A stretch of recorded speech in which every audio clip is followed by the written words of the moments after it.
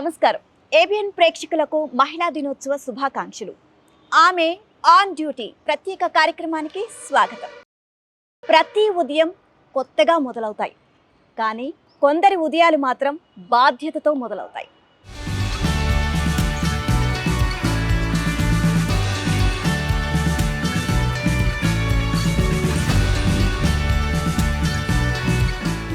ఈ గడప లోపల ఒక తల్లి ఉంది, ఒక భార్య ఉంది, ఒక స్నేహితురాలు ఉంది. ఇదే గడప దాటిన క్షణం నుంచి ఆమె ఒక వ్యవస్థ అవుతుంది, ఒక మార్పు అవుతుంది, ఒక నిర్ణయం అవుతుంది.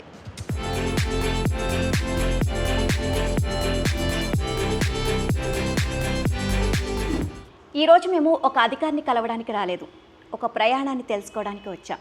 ప్రేమతో మొదలైన ప్రయాణం, పోరాటంతో రూపుదిద్దుకున్న ప్రయాణం, బాధ్యతగా నిలబడిన ప్రయాణం.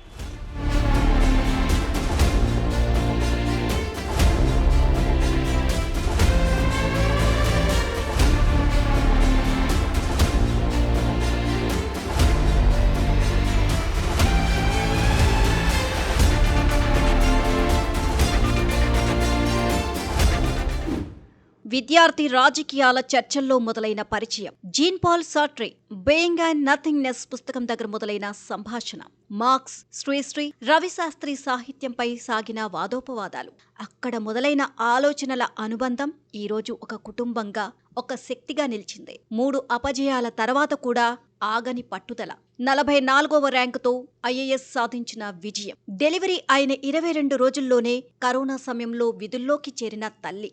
ఇప్పుడు ఆమె ఎంతో మందికి రోల్ మోడల్. ఆమె పేరు సృజన. సృజన అంటే సృష్టి. ఏమీ లేని స్థితి నుంచి ఏదో ఒక కొత్త ధనాన్ని నిర్మించడం, పరిస్థితులు కఠినమైన మార్పు తీసుకురావడం. ఆ పేరు ఆమెకు యాదృచ్ఛికం కాదు, ఆమె జీవితం ఆ పేరుకు సార్థకం. నమస్తే ma'am, happy women's day. Thank you అండి, wish you the same. Thank you ma'am. So బాబుని చక్కగా రెడీ చేసేసి స్కూల్కి పంపించేశారు. అండ్ బాబును రెడీ చేయడం, ఇంట్లో పనులు చూసుకోవడం, అండ్ మళ్ళీ రెడీ అయ్యి మీరు ఆఫీస్కి వెళ్ళడం. సో ఈ బిజీ లైఫ్లో మీ సమయాన్ని అసలు ఎట్లా కేటాయిస్తున్నారు? అండ్ ఎక్కడ కూడా మీకు అంటే మిస్సింగ్ అనే ఫీలింగ్ ఏమైనా కలుగుతుందా? మిస్సింగ్ అంటే it is all part of our life. అంటే మీరైనా నేనైనా మన ప్రొఫెషనల్ ఉంటాం కాబట్టి ప్రొఫెషన్ని పర్సనల్ లైఫ్ని మనం ఎంత చక్కగా బ్యాలెన్స్ చేయగలుగుతామో, అది టైం వైజ్ కావచ్చు, బాధ్యత వైజ్ కావచ్చు, మనం అంత ప్రశాంతంగా అంత సాటిస్ఫైడ్గా ఉండగలుగుతాం. So I'm sure you will also agree to that. So it's a challenge. అంటే ఇట్స్ అ ఛాలెంజ్. ఈరోజు రోజుల్లో అందరూ ఆల్మోస్ట్ చాలామంది ఆడవాళ్ళు పనిచేస్తున్నప్పుడు పనిచేస్తున్న దానికి తగ్గట్టు కుటుంబ సహకారము ఉండాలి. దాంతోపాటు మనం ప్రొఫెషన్ని, పర్సనల్ లైఫ్ని కూడా అంతే సమర్థవంతంగా నడిపించడం కోసం దేనికి కేటాయించాల్సిన టైం దానికి కేటాయించాల్సి వస్తుందండి. అది మేబీ మనకి వెంటనే తెలియదేమో కానీ ఓవర్ టైం ఎక్స్పీరియన్స్లో we will try to manage better. రోజు ఉదయం ఎలా మొదలవుతుంది మ్యామ్ మీకు? అంటే బాధ్యతలతోనా లేకపోతే ఆలోచనలతో మొదలవుతుందా?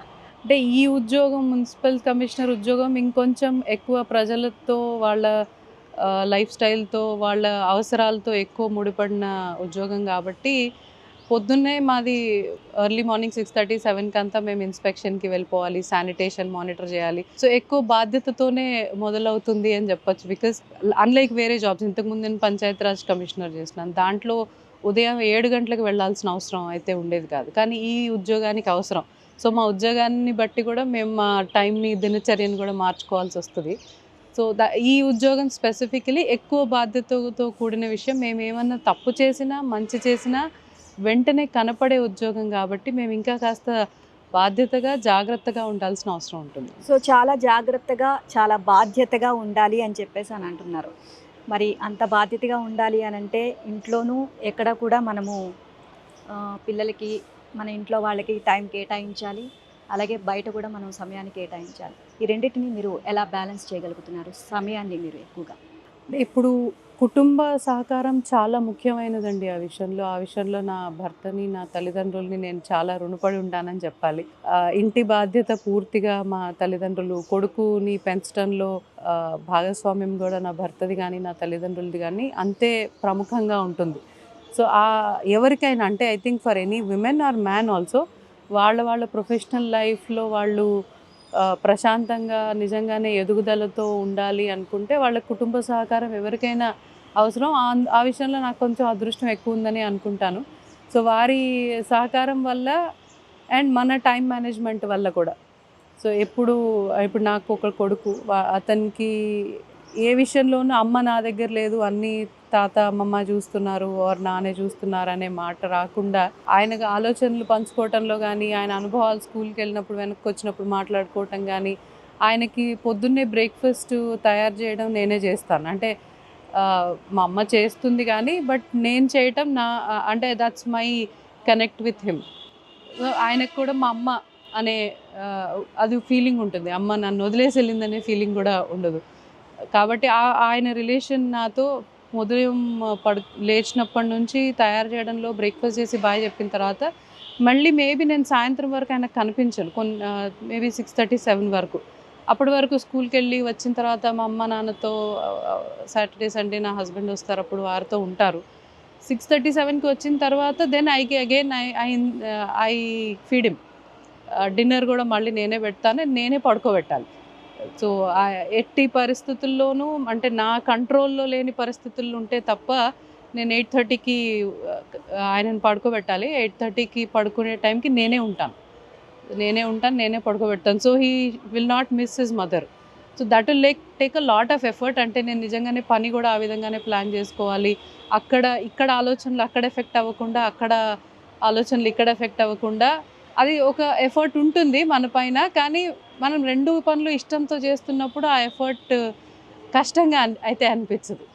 అండ్ అంతేకాకుండా మ్యామ్, ఇప్పటి వరకు మీ ఫ్యామిలీ మెంబర్స్లో ఎవరెవరు ఉన్నారు ఏంటి, వాళ్ళని ఒకసారి మాకు తెలియజేస్తారు, ఎవరు ఉంటారు? మా నాన్నగారు బలరామయ్య గారు అండి, రిటైర్డ్ ఐఏఎస్ ఆఫీసర్. మా అమ్మ సుగుణశీల. మా అత్తగారు సుహాసిని గారు, డాక్టర్ గారు. మా మామగారు శంకరెడ్డి గారు, వారు కూడా ఇంతకుముందు ఒక టొబాకో కంపెనీలో మేనేజర్ చేసి రిటైర్ అయ్యారు. My husband is Ravi Teja అండి. Is an advocate in high court, practising advocate. And I have a small son, 5-year-old son Vihaan. This is my small family. అంటే my extended family is big. మేము అందరినీ కూడా అంతే గౌరవంగా చూసుకుంటాము. బట్ ఇమీడియట్లీ నాకు రోజువారీ కనిపించే కుటుంబం, నా రోజువారీ జీవితంతో ముడిపడిన కుటుంబం ఇది.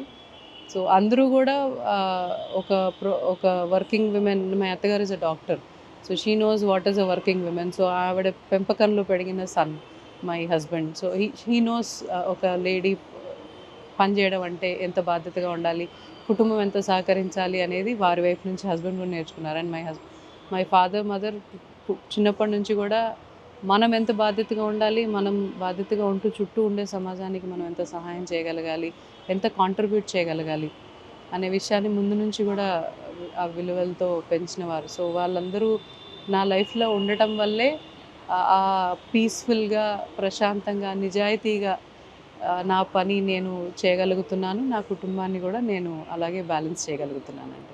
ఒక తల్లిగా, ఒక భార్యగా, ఒక కూతురిగా, ఒక కోడలిగా, సో ఎన్నో బాధ్యతలను ఎంతో చక్కగా, ఓర్పుగా, ఎంతో సహనంగా తన బాధ్యతలను నిర్వర్తిస్తున్నారు. మరి ఒక ఆఫీసర్గా తన బాధ్యతల్ని ఎలా నిర్వర్తిస్తున్నారు? సో తెలుసుకోవాలి అంటే మనం కూడా మేడంతో కలిసి ఫీల్డ్కి వెళ్ళాల్సిందే. సో మ్యామ్, ఇంట్లో నుంచి మనం ఇంకా బయటకు అడుగు పెడదామా? అలాగే, తప్పకుండా.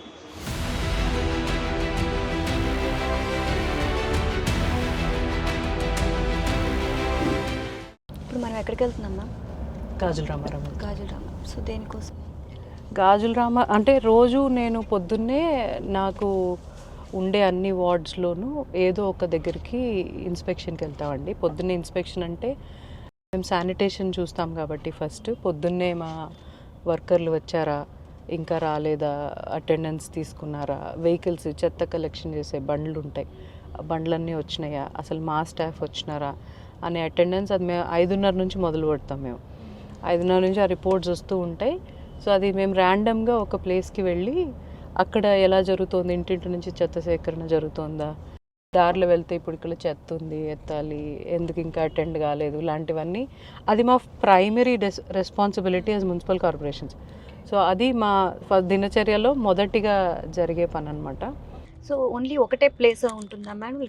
డిఫరెంట్ ప్లేసెస్ రోజుకి ఒక దగ్గరికి వెళ్తామండి. జనరలీ సర్ప్రైజ్ ఎక్కడికి వెళ్తున్నామో జనరలీ చెప్పము, సర్ప్రైజ్ ఇన్స్పెక్షన్సే ఉంటాయి. అంటే వాళ్ళు చెప్తున్నది, రిపోర్ట్లలో చెప్తున్నది అక్కడ కూడా ఉందా లేదా అని మేము చెక్ చేసుకుంటే తప్ప వ్యవస్థ అలర్ట్గా ఉండదు అని ముందే చెప్పేస్తే ముందే చక్కగా అన్ని అన్ని అలర్ట్ చేసేస్తారు తీర్చిదిద్ది ఎక్కడికి. పెడతారు కదా.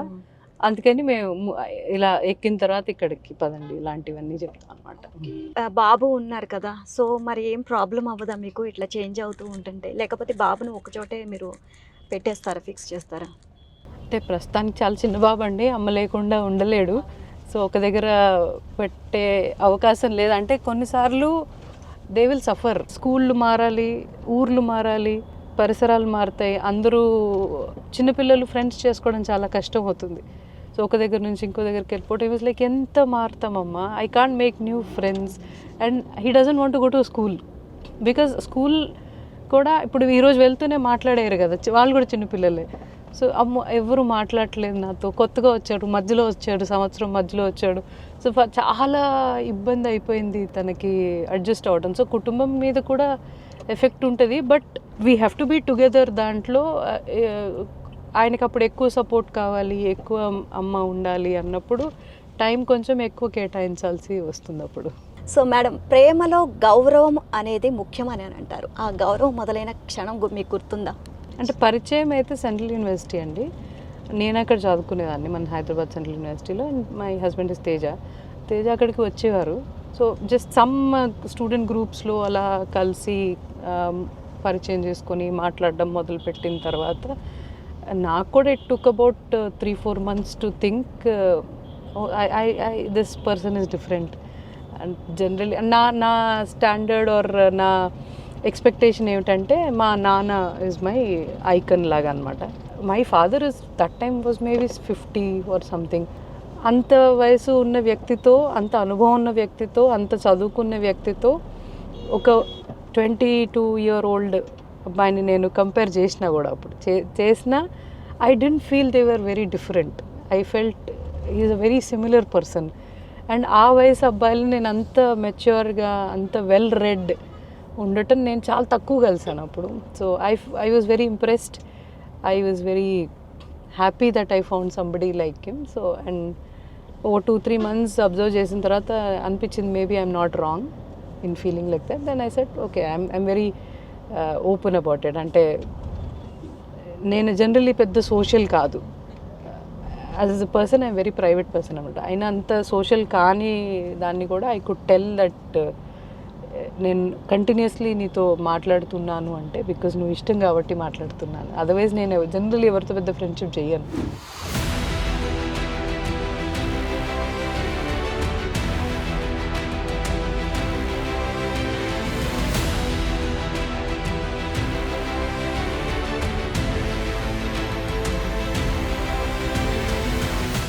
సో మ్యామ్, ఫస్ట్ మనం ఫీల్డ్కి అయితే ఎంటర్ అయిపోయాం. ఫీల్డ్కి రాగానే ఇక్కడ మీరు వర్క్ స్టార్ట్ ఎలా చేస్తారు?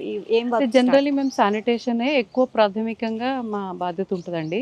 వచ్చే దారంతా కూడా చూసుకుంటూ వస్తాము. ఎలాంటి శానిటేషన్ కార్యక్రమాలు ఎలా జరుగుతున్నాయి, చెత్త ఎత్తుతున్నారా, కామన్ ఏరియాస్ క్లీనింగ్ చేస్తున్నారా, అందరు స్టాఫ్ వచ్చారా, అలాంటివన్నీ చూసుకుంటూ ఏమన్నా అక్కడ ఎక్కడైనా కనిపించిన సమస్యని అక్కడ ఇమీడియట్ అధికారికి అలర్ట్ చేయటము లాంటివన్నీ చేసుకుంటూ ఒక ప్రదేశానికి వెళ్ళిన తర్వాత ఈ చెత్త ఎలా ఇంటింటి నుంచి ఎట్లా తీసుకుంటున్నారు, ఆ కాలనీ వాళ్ళకి ఇంకా ఏమన్నా మా దృష్టికి తీసుకురావాల్సిన సమస్యలు ఏమన్నా ఉంటే వాళ్ళతో మాట్లాడటము, మనం చెప్పిన దాని ప్రకారం పని జరుగుతుందా లేదా అనేది కూడా ఒకసారి చూసుకోవడము, జరగకపోతే కొన్నిసార్లు ఎలా చేయాలో కూడా చెప్పి రావటం కూడా జరుగుతుంటుంది. So it's a part of.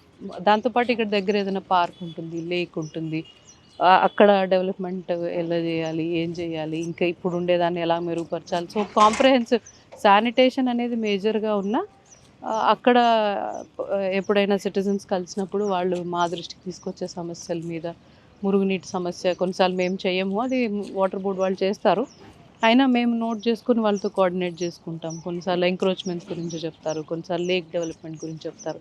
So అలాంటివన్నీ కూడా మా దృష్టికి వస్తుంటాయండి ఫీల్డ్కి వస్తే. అండ్ ఫీల్డ్కి వచ్చిన తర్వాత ఇక్కడ ఉన్న కార్మికులతో ఏం చేయాలి ఏంటి అనేది మొత్తం కూడా మీరు ఇన్స్ట్రక్షన్స్ ఇస్తున్నారు. అండ్ అంతేకాకుండా ఇక్కడ ఉన్న స్థానికులు కూడా మీ దగ్గరకు వచ్చి మా సమస్య ఇది అని చెప్పేసి చెప్తూ ఉన్నారు. సో అది ఎట్లాగా ప్రాబ్లమ్ని ఎన్ని రోజులకి మీరు ప్రాబ్లమ్ సాల్వ్ చేస్తారు, దానికి సంబంధించి ఎట్లాగా మీరు ఎస్ఓపి పెట్టుకుంటాము? అంటే శానిటేషన్ కూడా ఇప్పుడు ఇది ఎందుకు చేస్తున్నారు, ఎందుకు చేయట్లేదు అని అడిగే ముందు అసలు ఏం చేయాలి అనేది మేము రాతపూర్వకంగాను చెప్తాము, మీటింగులు పెట్టి కూడా వాళ్ళకి ఓరియంటేషన్ కూడా ఇవ్వటం జరుగుతుంది. సో ఏసీ రూముల్లో కూర్చొని సలహాలు ఇవ్వడం చాలా easy.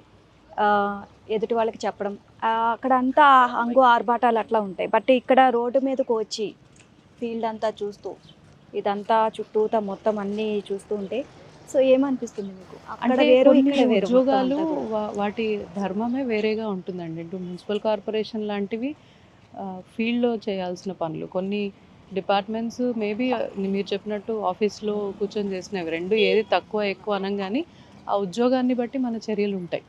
Municipal corporation for that matter is a very field post. సో, ఇక్కడ మనం బయట తిరిగితేనే అసలు నిజాలేమిటో తెలుస్తాయి. ప్రజల సమస్యలేంటో తెలుస్తాయి.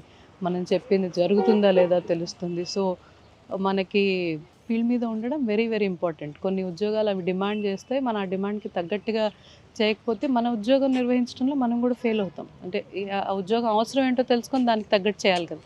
సో, ఈ ఉద్యోగం అలాంటిదనమాట. మీ బాధ్యత వచ్చేసరికి అది వెరీ ఛాలెంజింగ్ అనమాట. సో మున్సిపల్ కమిషనరేట్ అంటేనే ఒక ఛాలెంజింగ్.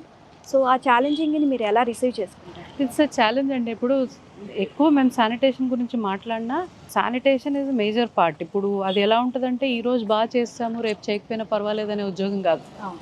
ఏ రోజుకి ఆ రోజు ఎండ్ అయిపోతుంది. సో ఆ కన్సిస్టెన్సీ మెయింటైన్ చేయడం పెద్ద ఛాలెంజ్ అండి. అందులోనే మా సక్సెస్ కానీ ఫెయిల్యూర్ కానీ ఉంటుంది వ్యవస్థది. సో అది ఒక ఛాలెంజ్. దాంతోపాటు రోడ్లు వేయటము, లైట్లు ఇవ్వటము, పార్కులు లాంటివి డెవలప్ చేయటం కూడా మేము టైం బౌండ్ మేనర్లో చేయలేకపోతే కూడా మేము ఫెయిల్ అయిపోతాం. అవి ఈ రోజే చేయలేకపోయే పని ఉండొచ్చు. కాకపోతే అది ఒక 15 రోజుల తర్వాత, నెల రోజుల తర్వాత కూడా జరగకపోతే వ్యవస్థ మీద నమ్మకం ఉండదు. సో ప్రతి ఒక్కటి ఒక టైం లైన్స్లో ఎప్పటికప్పుడు ప్రజలకు కావాల్సిన అవసరాలని వాళ్ళ దగ్గరికి తీసుకెళ్ళటంలో ఈ డిపార్ట్మెంట్ వెరీ హ్యాండ్స్ ఆన్ ఉంటుందన్నమాట.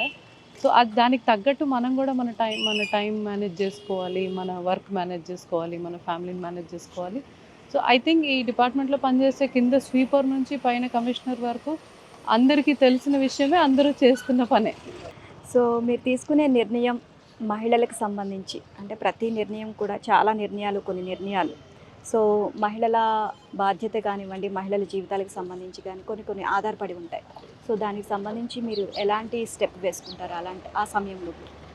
ఇప్పుడు మా దగ్గర చూస్తే మా స్వీపర్స్లో 70% పైన ఆడవాళ్లే ఉంటారు. వాళ్ళ కుటుంబాలని కూడా నాలాగే హ్యాండిల్ చేసుకుంటున్నారు. మేబీ నాకంటే చాలా కష్టమైన పరిస్థితుల్లోంచి వస్తారు. నాకు ఇంకా బెటర్ సపోర్ట్ సిస్టమ్ ఉంది, ఫ్యామిలీ కావచ్చు, వ్యవస్థ కావచ్చు.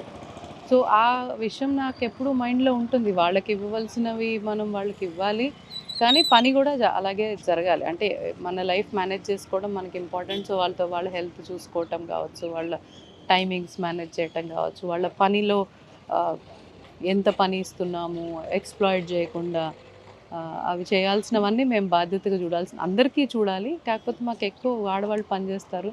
ఆడవాళ్ళని చూస్తే వాళ్ళు ఇల్లు వదిలేసి వస్తున్నారనేది చూస్తే ఇంకా ఎక్కువగా కన్సర్న్ ఉంటుంది కాబట్టి కొంచెం వాళ్ళని ఎక్కువగా చూస్తాం.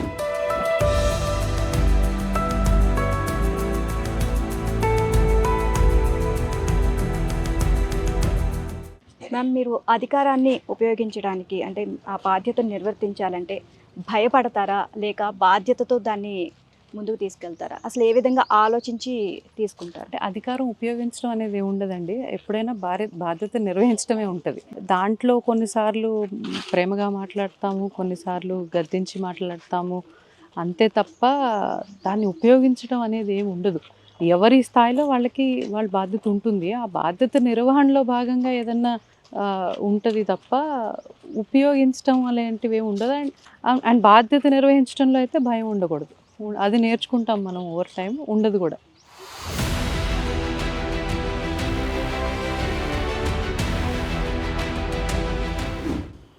మ్యామ్, ఆఫీస్కి ఎంటర్ అవ్వగానే లోపలికి ఆ కుర్చీలో కూర్చోగానే ప్రతిరోజు మీకు ఒక పరీక్షగా అనిపిస్తుందా? అనిపించడం కాదు కానండి, ప్రతిరోజు మాకు ఒక ఛాలెంజే. ఎవరైనా, నాకే కాదు, any officer for that matter, public సర్వీస్లో ఉండేవాళ్ళు ఎవరికైనా అది చాలా పెద్ద బాధ్యత. అంటే ఆ వర్డ్ మనం చాలాసార్లు వాడుతున్నాం కానీ ఈరోజు, but it is true. Because మన దగ్గరికి ఈరోజు వీళ్ళని కలిస్తే మన లైఫ్లో ఏదో మార్పు జరుగుతుందని, మంచి జరుగుతుందని నమ్మకంతో వచ్చేవాళ్ళు చాలామంది ఉంటారు. ఆ నమ్మకాన్ని నిలబెట్టుకోవడం ఈజ్ అ ఛాలెంజ్. అది అది మన పనితీరుని బట్టి ఉంటుంది, మనం పని చేయించే తీరుని బట్టి ఉంటుంది, వ్యవస్థ ఎట్లా రెస్పాండ్ అవుతుంది దాన్ని బట్టి కూడా ఉంటుంది. So the moment we wake up actually, not even office కాదు, వీఆర్ ఆన్ 24 hours డ్యూటీ అనుకుంటాం జనరల్లీ. ఎప్పుడంటే ఆన్ కాల్, ఎప్పుడు పిలిచినా ఎక్కడికి పిలిచినా వెళ్ళాల్సి వస్తుంది. సో మేము ఎనీ టైం అవైలబుల్గా ఉండాలి, ఎనీ టైం సర్వీస్లో ఉండాలి. So it is a very big responsibility, it's a challenge. Women's day సందర్భంగా మీ జీవితాన్ని మార్చిన ఒక మహిళ పేరు చెప్పండి అని అంటే ఎవరి పేరు చెప్తారు? మీకు ఇది డ్రమాటిక్గా అనిపించిన, I really believe every women who is coming out is an inspiration. ఇప్పుడు ఈరోజు నేను ఇక్కడ కూర్చొని ఇన్ని మాట్లాడగలుగుతున్నానంటే కొన్ని వందల సంవత్సరాలు, కొన్ని లక్షల మంది ఆడవాళ్ళు వాళ్ళు ఎవరి కోసం భవిష్యత్తులో పోరాడుతున్నారో కూడా తెలియకుండా చేసిన పోరాటాల వల్ల నేను చదువుకుంటున్నాను, నేను ఉద్యోగంలోకి వచ్చాను, నేను ఓటేయగలుగుతున్నాను. సో ఎవ్రీబడి, ఎవరు తక్కువ కాదు, ఎవరు ఎక్కువ కాదు. ఇప్పుడు మా అమ్మ ఉద్యోగం చేయట్లేదు, కానీ నేను చేయడం కోసం నాకు కావాల్సిన ఎన్వైరన్మెంట్ తయారు చేసి పెట్టింది. She is an inspiration to me. ఇప్పుడు నాకు వంట చేసి ఆవిడ వాళ్ళ కుటుంబాన్ని వదులుకొని చూసుకొని వచ్చి చేసిపోతుంది. She is an inspiration. You are here, everybody. అంటే మనం ఆడవాళ్ళలో స్పెషలీ ఒక్కళ్ళు, everybody in their own way has their own struggle. రోజువారీ పోరాటం ఉంటుంది, అందరికీ ఉండొచ్చు, మగవాళ్ళకు కూడా ఉండొచ్చు, ఆడవాళ్ళకి కొంచెం ఎక్స్ట్రా ఉంటుంది. So everybody is an inspiration to me. ప్రతి ఒక్కరి నుంచి, వాళ్ళ జీవితం నుంచి, వాళ్ళ పోరాటాల నుంచి ఏదో ఒకటి నేర్చుకోవడానికి ఉంటుంది. అండ్ నార్మల్గా ఈ మహిళా దినోత్సవం రోజున ఒక ఆడపిల్ల వచ్చి నేను కూడా మీలాగానే ఉండాలి అనుకుంటున్నాను, నేను కూడా మీలాగానే ఐఏఎస్ ఆఫీసర్ అవ్వాలి అనుకుంటున్నాను అని అంటే కనుక ఫస్ట్ తనకి మీరు ఇచ్చే సజెషన్ ఏంటి?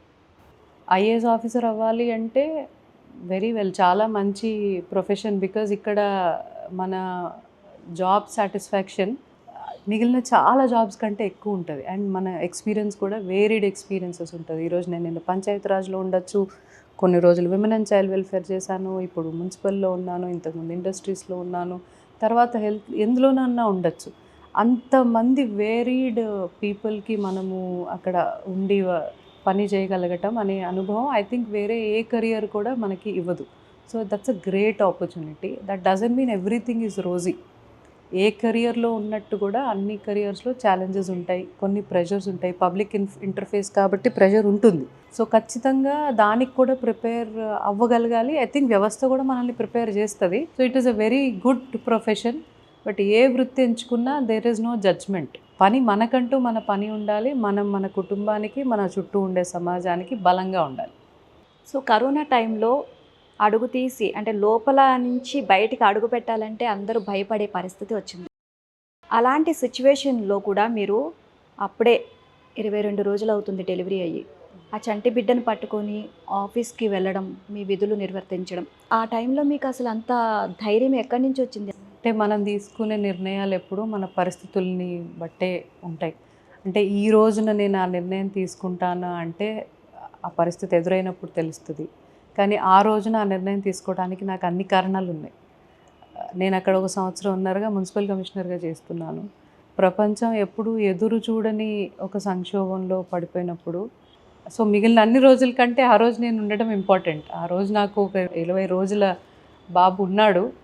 కానీ అది భయమే, కానీ ఆ భయము అండ్ అదొక కాలింగ్ అంటారు కదా, మన లోపల నుంచి ఒక అంతరాత్మ పిలుపు ఉంటుంది.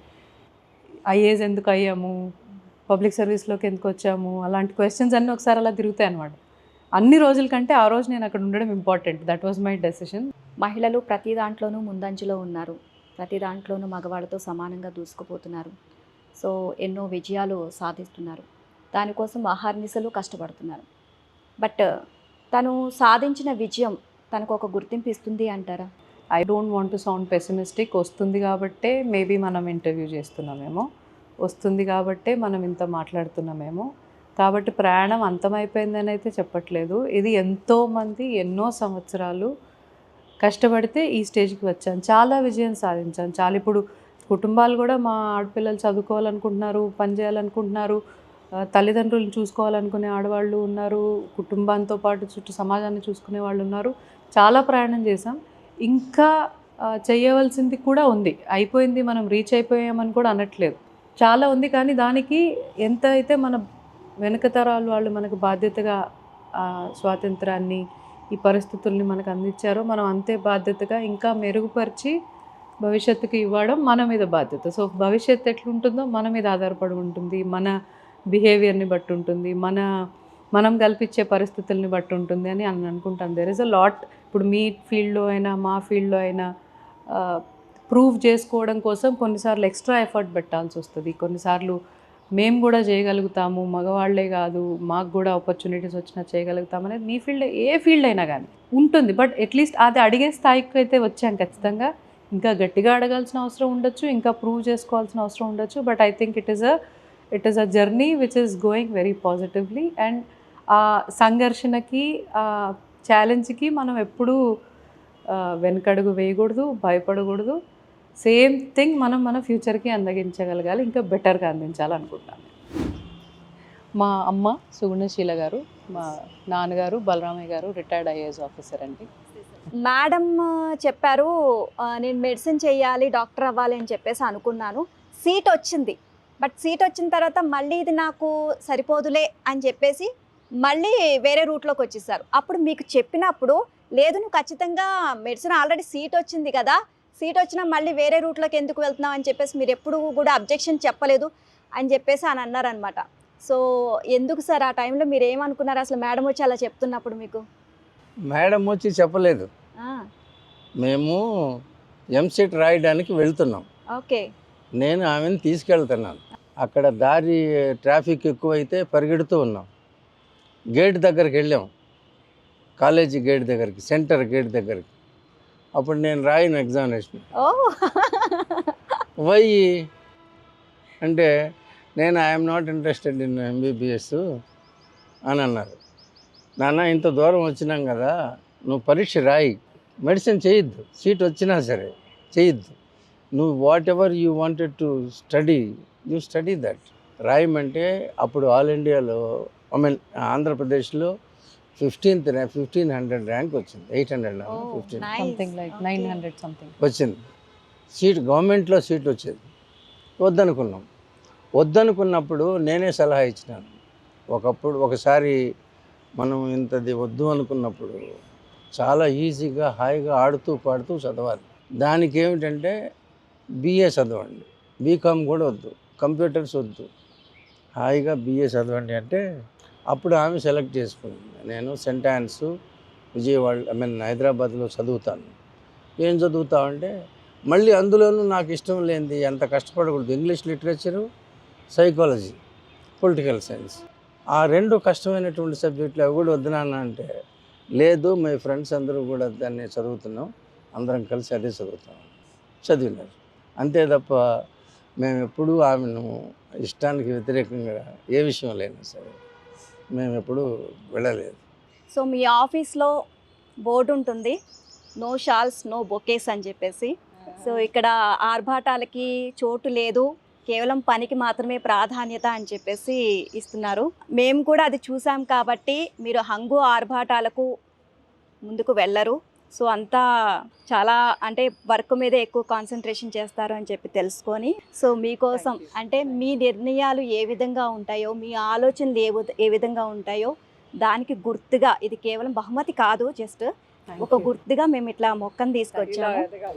ఇలా మీరు ఎదగాలి, ఎప్పటికప్పుడు ఇంకా ఎదగాలి, ఎంతోమంది మహిళలకు మీరు ఇన్స్పిరేషన్గా నిలవాలి అని మేము మనస్ఫూర్తిగా కోరుకుంటున్నాం. మీరు ఇప్పుడు ఎలా ఉన్నారో అలాగే ముందుకు వెళ్ళండి. థ్యాంక్ యూ సో మచ్ అండి. థ్యాంక్ యూ అమ్మ, థ్యాంక్ యూ సార్. ఈరోజు ఉమెన్స్ డే.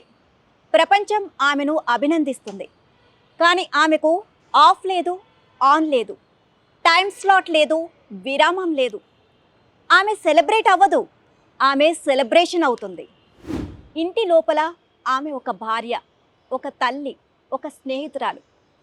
కానీ గడప దాటిన మరుక్షణం నుంచి ఆమె ఒక నిర్ణయం, ఒక దిశ, ఒక వ్యవస్థ.